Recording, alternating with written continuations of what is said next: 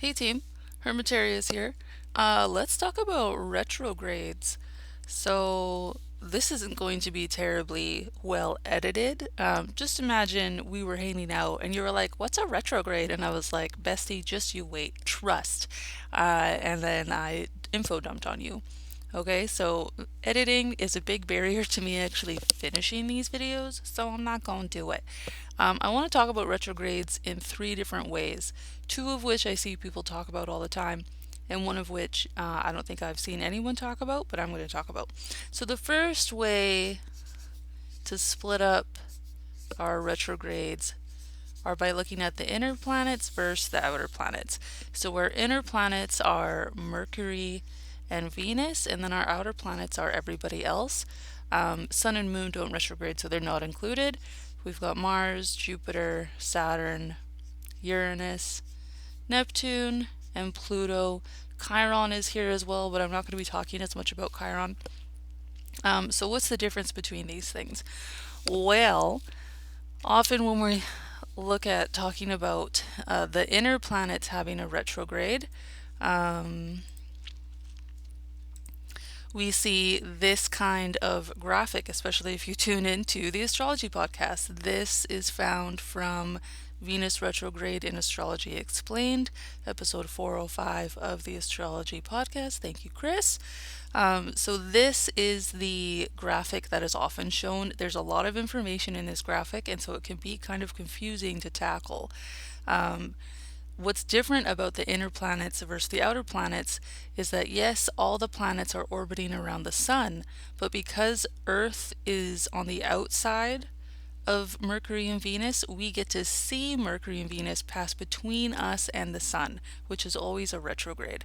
The farther planets are on the outside of us, so we will never see Mars in between Earth and Sun. Like Mars will never occlude, occult, eclipse the sun. So let's break this down a little bit. First of all, Mercury and Venus can't get far away from the sun. We can't even get to like a regular old sextile, which is 60 degrees. So that is something for us to note. I should set up my hotkeys. You know I should, but I'm not gonna. Um, so Mercury and Venus have internal or inferior conjunctions. No, I do not dot my I's. And they have superior or external conjunctions. And we cannot have sextile, square, trine, or opposition. This will never happen between Mercury, Venus, and the Sun, like in relation to the Sun, which is what retrogrades kind of are. They're relations to the Sun. Um, so an internal or an inferior conjunction is the retrograde. And then the superior is when it's on the outside. So we'll go over that. The outer planets have no internal conjunction. We only have superior conjunctions. And we do get to have all of the regular aspects to the sun. So that's the big difference in inners and outers. Let's do a little comparison here. So, can I figure this out?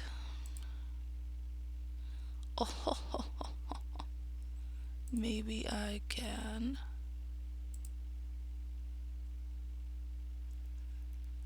Okay, I hope this will work. So, if we're looking at when a planet is in the external conjunction, which Mercury just left, let's say this is the Sun and this is Mercury.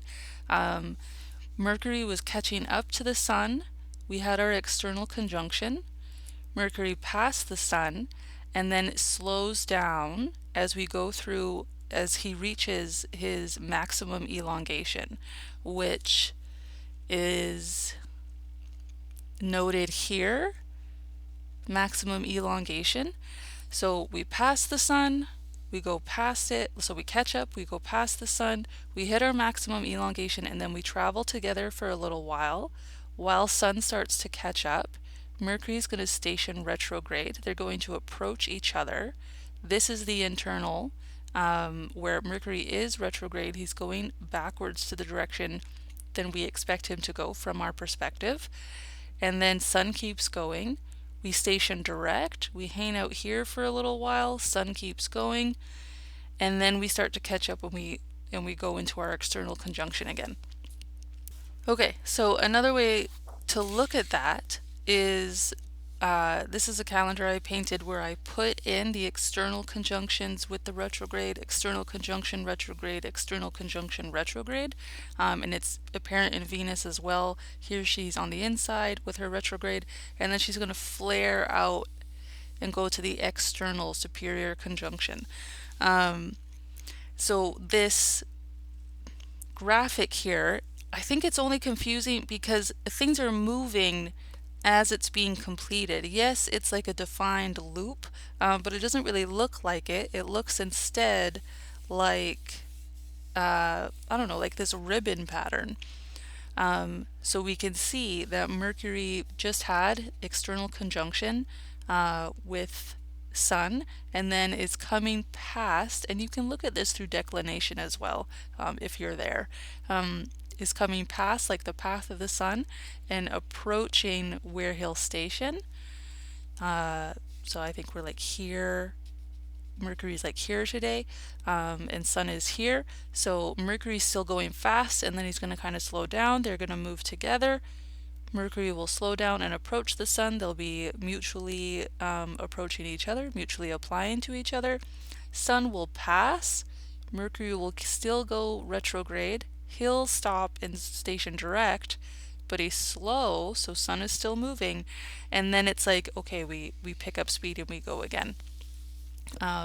So I hope that's clear about the difference between the inner planets who have this internal conjunction, which is always the retrograde, and the outer planets, which never have this internal conjunction.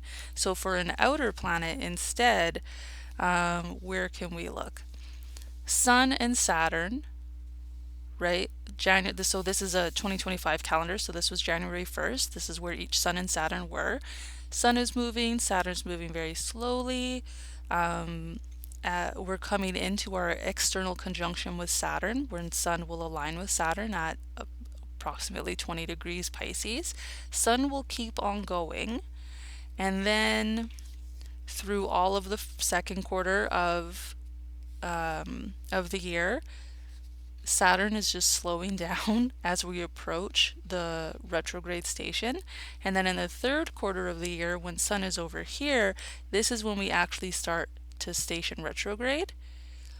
As we oppose a far planet or an outer planet, this is the actual retrograde. This is when the planet is brightest in the night sky. This is when we're most able to see the planet.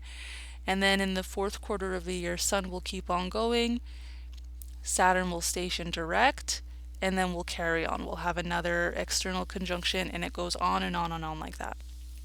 The only real difference is that Mars, instead of the Sun approaching the planet and that being the conjunction, Mars is really fast sometimes.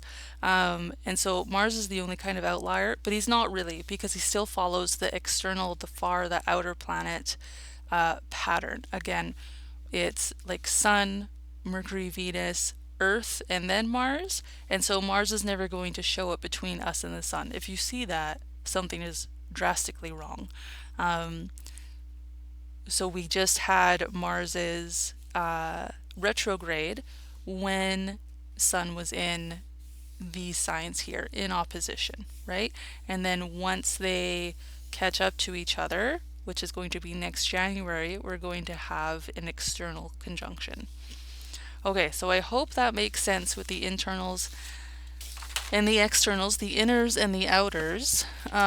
What kind of set off the want to make this video is I was making notes on Mercury retrograde, which we can go over as well. Um, so we have an external superior conjunction, and then the planet becomes an evening star. We move down into our maximum elongation where we hang out for a little bit, which is when the stars are brightest for Venus and Mercury. And then we're going to move into our retrograde, which is combustion, like we can't see Mercury because he's with the sun. And then we come out of it and we go back into morning star, where you have to wake up really early before the sunrise and look to the east to see Mercury or Venus. And then we approach the sun. The planet will catch up to the sun because they're moving quite fast now, and they'll be going with the same direction as the sun in the external superior conjunction. Both of these conjunctions, external and internal, superior and inferior, are going to have cazemes, which is when the planet lines up directly with the sun. Otherwise, it's called combust. We're under the beams. We can't see the planet because the sun is too bright. And then we've got these windows where we can see the planet, either in the west right after sunset or in the east right before sunrise. This overall for Mercury is about a 15-week cycle. And then I just kept taking notes. So let's go over them. Hopefully, they don't confuse anybody too much. And then we'll move on to the second way to look at retrogrades. Okay, so what we have here is we have about 2 weeks in external combustion, either 4, 6, or 7 weeks as an evening star, 2 or 3 weeks in internal combustion, and then 4, 6, or 7 weeks as a morning star. And then we go back into our external combustion, evening star, internal combustion, morning star, over and over and over. So every calendar year, Mercury spends about 7 weeks per year retrograde, because we have 3 or 4 retrogrades in a year for Mercury, and he spends literally half the year combust. About 2 months in the internal retrogrades and about 4 months in the external retrogrades. And then we can look at travel, which I am going to look at later for the other planets. But how are we moving? As an evening star, depending if we are 4 or 7 weeks as an evening star, we're moving between 30 to 60 degrees of zodiacal travel. The retrograde span that we double over is between 10 and 20 degrees long. The morning star, again, it's either 4 or 7 weeks, is 30 to 60 degrees travel. And then our external superior conjunction is about 30 degrees because we're moving fast together at about the same rate. So first, Mercury or Venus is speeding toward and then with and then past away from the sun. That is the external conjunction. And then we're staying with the sun, and we travel together for a time because the maximum limit of their distance is reached. That graphic that said 28 or 48, that is the maximum elongation. Then the sun will approach Mercury or Venus as they fall toward the sun. They'll stop, they'll turn towards the sun, they'll have a mutual application. We will lose visibility and become combust, have our cazimi, leave combustion, station direct, and follow the sun, gain speed, and overtake and start again. So for Mercury, this is a very quick cycle. It's happening multiple times a year. For Venus, it takes over a year for that whole cycle to play out. Looking at maximum elongation, as this graphic shows us, maximum elongation 28 or 48, we can see not only where's the maximum elongation, but how long are sun and the planet traveling together. Okay, and to examine maximum elongation, which from this graphic shows us for Mercury is a maximum of 28 degrees from the sun, and for Venus is a maximum of 48 degrees from the sun, AstroSeek has a cazimi and combust planets search engine. So I can look for Venus. Venus can get maximum of 48 degrees away from the sun. We're going to look this here, and we don't have anything. So She doesn't even reach 48 degrees. That's just the maximum that she could reach. She doesn't even get there. But we can see that here in 2025, the maximum elongation is at 47 degrees away from the sun. And that is happening, that's already happened. So if you've been watching right now, it is kind of late-ish February. So if you've been seeing Venus in the western sky after sunset, she's beautiful and she's bright. She's been at her maximum elongation of 47 degrees. So it was maybe 47 degrees and change between January 3rd and January 17th of this year. And then she's falling away. She's getting closer and closer to the sun within the 47-degree mark. And we could do that for Mercury as well. His maximum elongation is 28 degrees. So he's not getting 28 degrees away from the sun at all this year. Let's look at 27 degrees. All right, so this spring, April 18 to April 25th, we will be 27 degrees behind the sun. So this is going to be after his retrograde has already started. The maximum distance Mercury will reach from the sun this year is this spring. He'll be 27 degrees behind the sun. And then you can just keep going down and looking at how far away we're going to be, right? So first we're 27 degrees and then we're 26, like we're coming in and in and in. If you're wanting to see what the dates are to best see Mercury or Venus at their maximum elongation, then this is a good tool to use. Anytime really around this time, but particularly, this middle to late April, Mercury gonna be shining as a morning star because it will be after the retrograde. So let's move on. Let's go back to this right here. Oh, and just make a little summary. So the inner planets have either for Mercury, it's going to be multiple in a year. We're going to have our external, and then the internal, external, internal, external, internal. And then for Venus, over multiple years, we'll have in her star formation, well, let's use pink for Venus. We're going to have the internal and then a big external, and then she'll come around and she'll do her internal and then a big external. Whereas the far planets are all going to have, like let's say the sun is here, we're going to have a big external conjunction, and then sun will keep on moving while the planet, if it's a far planet, kind of stays where it is, but Mars will be somewhere else compared to the external conjunction. And then when we're opposing the sun is when we have the retrograde. Okay, these planets cannot have any kind of traditional aspect with the sun. These planets cannot have an internal conjunction. Okay, so that's difference one for retrogrades. That's one way to look at them. The other way to look at them is through frequency. And so we're going to have regular or irregular. So regular is going to be Mercury and then all of the far planets, Jupiter, Saturn, Uranus, Neptune, Pluto.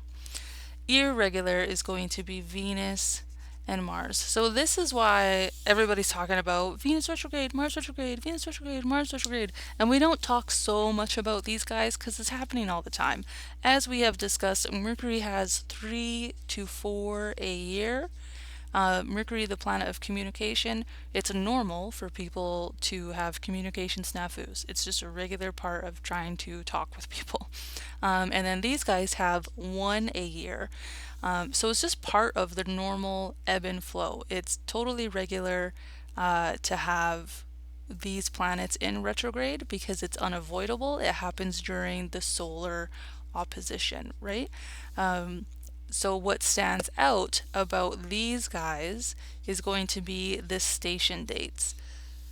It's normal for them to be direct. It's pretty normal for them to be retrograde. It's uncomfortable for any planet to be standing still, which is what a station is. And if we want to look at stations, I'll open that tab after. Um, Irregular is Venus and Mars. So where's my green? Venus has, I think it's every 18 months, and Mars is every like 2-ish years. The difference between these guys is Venus has her star point. We know exactly where her conjunctions, internal and external, are going to be. They just follow her Venus star point, which I'm not going to detail. There's so much information about it. Tune into the astrology podcast, they will teach you all about it. Whereas Mars is kind of like erratic. We don't really have a firm pattern about where the next one's going to be, or it's really common that we have Mars retrograde in Cancer. It's not common. We haven't had one in a really long time. The pattern for Mars, I believe, is that the retrograde does like just track around the zodiac. It's not like super erratic all over the place, but it's not as cut and dried as like you can't look at this Mars retrograde and know where the next one's going to be. Whereas you can know from Venus where the next one's going to be if you know her star point. You know where Mercury's is going to be because he's going to follow basically like triplicity or element or sign. So this year we're having fire sign retrogrades. Last year we had earth sign retrogrades. And then for the far planets, where's the retrograde going to happen? Just where they are, because they move so slowly. It's just over and over and over again where they happen to be in the zodiac. So that's the second way to look at retrogrades, and why everyone is talking all the time about Venus retrograde, Mars retrograde, and we don't talk so much about these retrogrades because they're just common, they're regular. So even if it's a big deal, it's happening frequently enough that you probably know how to handle it. These happen infrequently enough, and kind of like randomly enough, or it may feel like that it really does come out of left field and you're like, what is going on? It's because we're not as used to this because it's not as common. So I can go over to this will be linked in the description. This is a spreadsheet I made of all the retrogrades from 1990 to 2030, and I made it by using this ephemeris from astro.com. So I would just go down if I wanted to look at this year's retrogrades, 21st century. Right now we're in 2025, and it will show up this little graph here, this table, and we can look and we can see where is a retrograde. Here's the station direct. There's a big D right there. So I just like went through pages and pages and pages of these ephemerides to make this spreadsheet, which you can use. You can copy it into your own Google Sheets and then make notes if you like.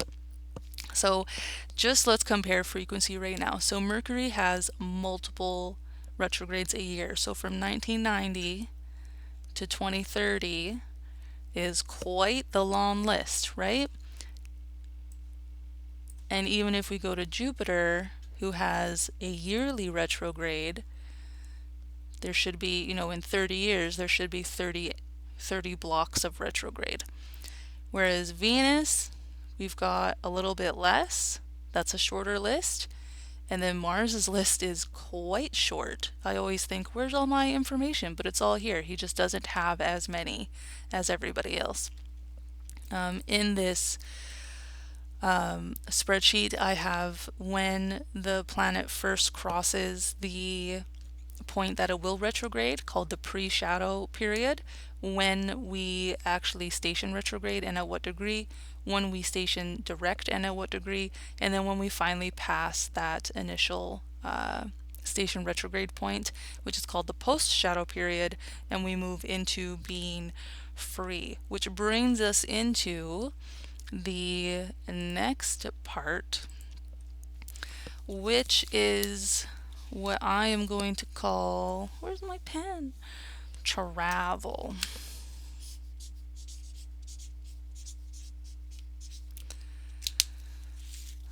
So let me, this all started a long time ago when I had this um, like circular graphic. I don't know if you can see that appropriately, all the lines in there. I just started looking at retrograde. So I started mapping them out. Here was Mercury. Venus was like too cramped. I wanted to do another one. Here was Mars's. And then I really started taking notes. So, like for Jupiter's retrograde, it's about a year, a month, and a week per cycle. So we have our shadow for about 3 months, our retrograde for 4 months, um, and then we're free for about 2 months at a time. And that's what I'm going to talk about, being free. Saturn's retrograde starts about 2 weeks later each year because he's traveling a little bit. Um, and we have about 6 weeks of direct forward momentum between retrogrades with no overlap. So, this is what I'm wanting to talk about. With Mercury, it is a bit of a different situation, which I was realizing as I was doing my big paper notes the other day. Um, it's not just about free travel, it's also about visible travel, right? Because it's important when the planet is not combust, it's not under the beams, we can see it in the sky. That has something to say, as well as being within a retrograde path or not. So let me just see if I can. Let's do this. Yeah? Is that going to work? I don't think that's going to work. Let's not do this. Let's just bring you back here. Okay, so looking at my spreadsheet, I'm going to look at Mercury, which this year, okay, so Jan 3, 25, we become free, or we pass the point of leaving our post shadow retrograde. We get into new ground where we haven't been doing retrograde over. We got there January 3rd of this year, and it was at 2240 Sagittarius. Now, the next time we enter our pre retrograde phase is going to be at, oh, what day is this? March 1st, 25. And then we enter our next pre phase, and that's going to be at 2650 Pisces, right? So we can consider Mercury's free travel where there is no retrograde shenanigans from 2240 Sag to 2650 Pisces. Now, what's important to remember is that a big bulk of this is going to be a superior conjunction, aka combustion. So I'm not going to go over that. I don't know that information for all the other planets. But while I was making these notes, I realized that that would be something to consider for Mercury specifically. That this isn't just free and clear. Mercury's not in retrograde because he has this giant combustion in between all of this space. Well, let's look at Venus. Venus has her star point, which again I'm not going to exhaustively go over. So she's got like really defined areas of the zodiac, which do rotate over time, but it's still like a defined range where she's going to be both retrograde and externally combust, and then all the rest of the time Venus is free, which again is why talking about a Venus retrograde is so important, because she's usually free. She's usually doing fine. She's usually kind of far from the sun. We can see her in the sky, either in the morning or the nighttime. We know where she's going to be, and then all of a sudden she's gone. We can't see her. That's a big deal. And now let's look at the far planets. I think I might kind of skip Mars because he's going to be the same situation.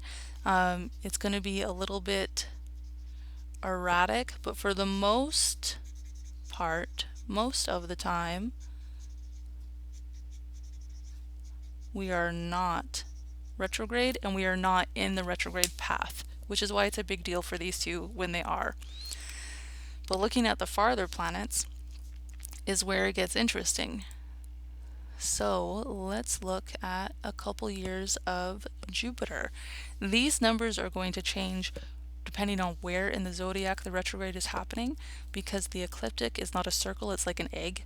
And a lot of the orbits are not circles, they're like eggs. And so there's just different like travel speed through different parts of the zodiac depending what planet you are and where the sun is. So let's look at Jupiter. Jupiter is going to be free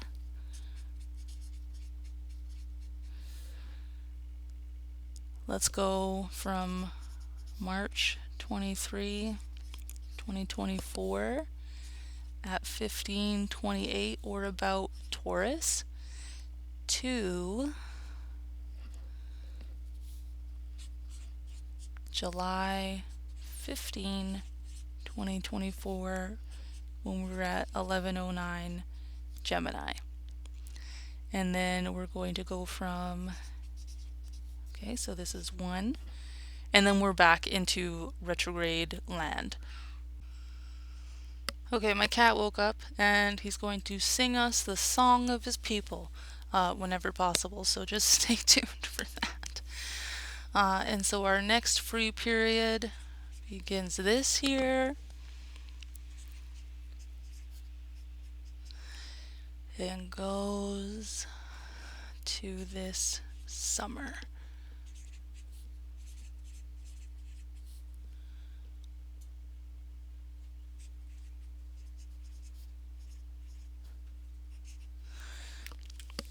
So we can see that Jupiter gets like almost a full sign's worth, or like a full 30 degrees of free travel, where we're not dealing with retrogrades or pre or post shadow periods. It's just free and clear. As Jupiter passes over this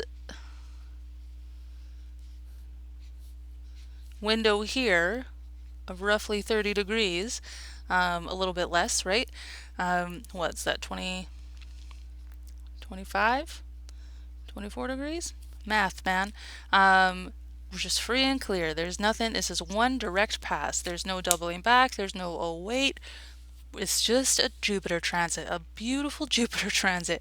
Whereas if he's retrograding over these other parts of the zodiac, which are not part of this free area, if he's in his retrograde path, these transits are going to happen 3 times. We're going to get the normal direct pass, which is 1 time, and then we're going to get a second retrograde pass, which is a second, and then we're going to get our 3rd final direct pass.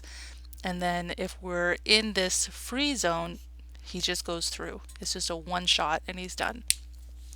This free window narrows as we go on. So let's look at Saturn. Then we can go down. So this year, Saturn's free right now. He is not going to retrograde over the area he's currently in when I'm making this video.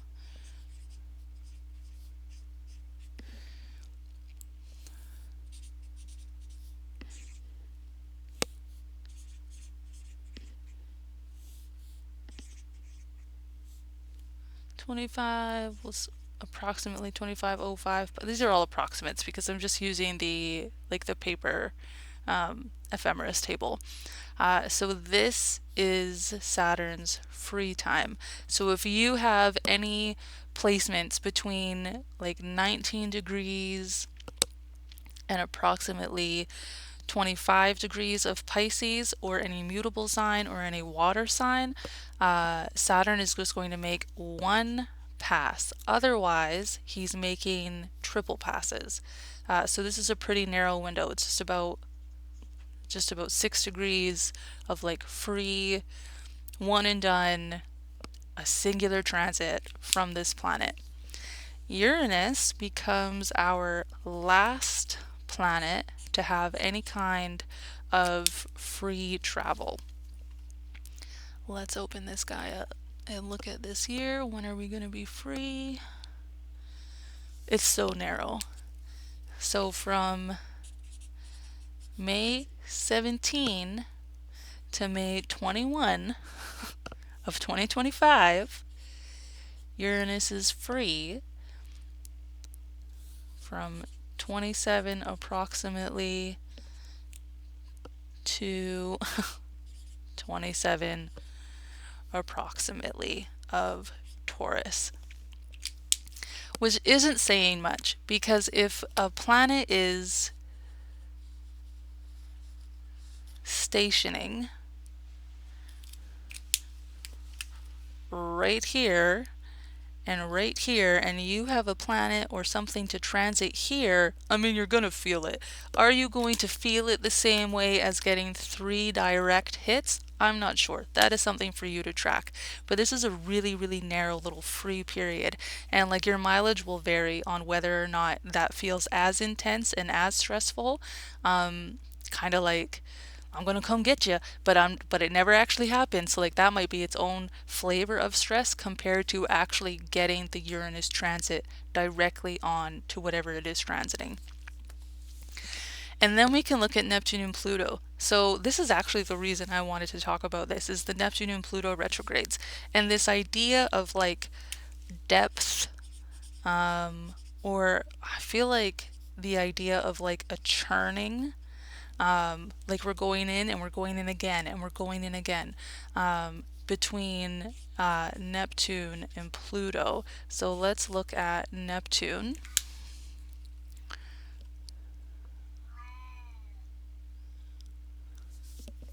Okay, so Neptune becomes free of his last retrograde path. We leave the shadow period, March 28th, 2025.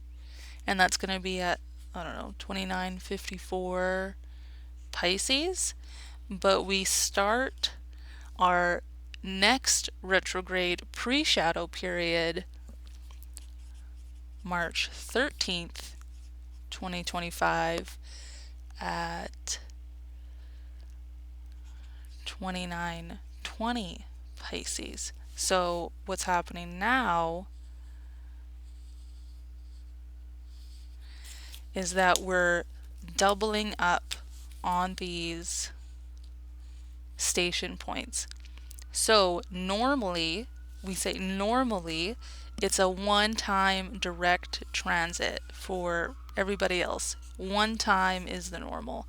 Whereas down here for Pluto and Neptune and Uranus, because this is so narrow, so it's like your mileage may vary. You can put it wherever you like. The normal is 3 times, and the that's a lot is 5 times, because we're gonna have 1, 2, 3, 4, 5 hits. If you have a placement, for Neptune between 2920 and 2954, this is approximate. Don't take that as your Bible. It is not set in stone. It's just the level of what I looked into it. And so there's like, it's an inescapable pattern. It's an inescapable transit. You will be hit 3 times by Pluto and by Neptune. You possibly will get hit 4 or 5 times, depending on where exactly something is. And so there's this kind of like relentless churning. We're just going to keep going through it. We're going to keep going over it, which is why I think these planets in particular are so intense, because it's almost inescapable. It's almost impossible to have a one single direct pass. And even if you do, like it's showing here with Uranus, it's still pretty intense. So then let's look at Pluto just to round it out.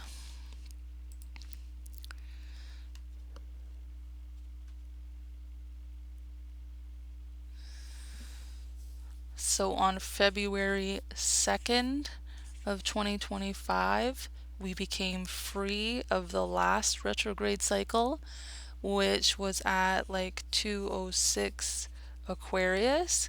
And on January 10, 2025, we entered into the pre shadow phase of the new retrograde cycle, which is at 121 Aquarius.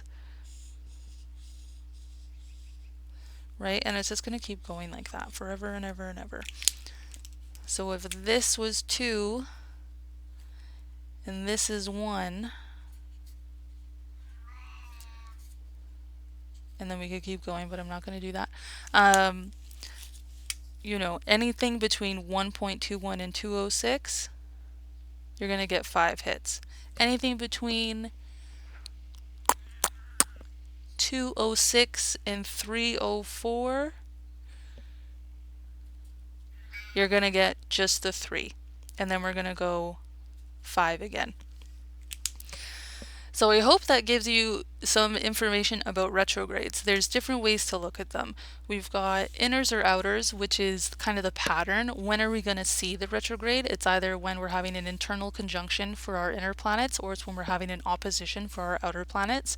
We can look at frequency, and this is the one that is talked about the most often. Why is it special? Why is it notable that we're talking about retrogrades? It's because they don't happen that often, or they're irregular, versus happening all the time, very regular. We know when they're happening, we know where they're happening, we probably know how to deal with it a bit better. But then also travel. When are the free times? When is it just one direct pass and we don't have to think about it again? And when are we kind of leaning into like a deeper, a more long-term, potentially a more intense situation because we're having multiple transits to whatever is being transited, our natal planets, our natal angles. And that gets more intense and more layered the farther out you go. Okay, I think that's what I got. I hope that is helpful for anybody. Yeah, see you next time. Bye.